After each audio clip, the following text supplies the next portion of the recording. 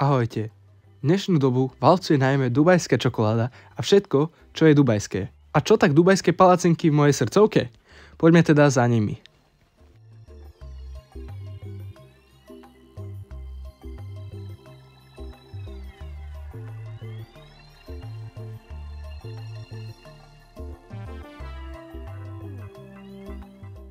Moju srdcovku nájdete v galérii na prvom poschodí.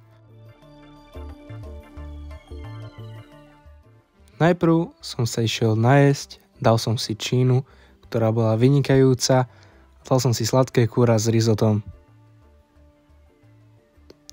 Teraz sa ideme už pozrieť do mojej srdcovky.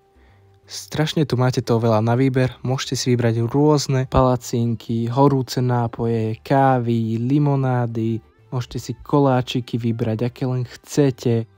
Máte tu pohodlné sedenie a určite každý z vás si tu niečo nájde. Priestory sú príjemné a útulné.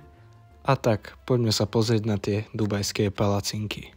Pozrite sa na túto pistáciovú bombu. Jemné a úžasné, chrumkavé, plnené výborným pistáciovým krémom. Príďte sem hladní, lebo ich nebudete vládať zjesť tak ako ja. A pozrite, ako krásne mi ich zabalili. Tak som sa rozhodol, že ich zoberiem aj svojej rodine domov. A taktiež nezabudnite pozrieť si ich Instagram a dať im follow.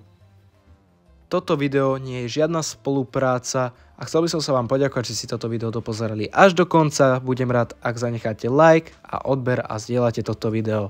Čaute.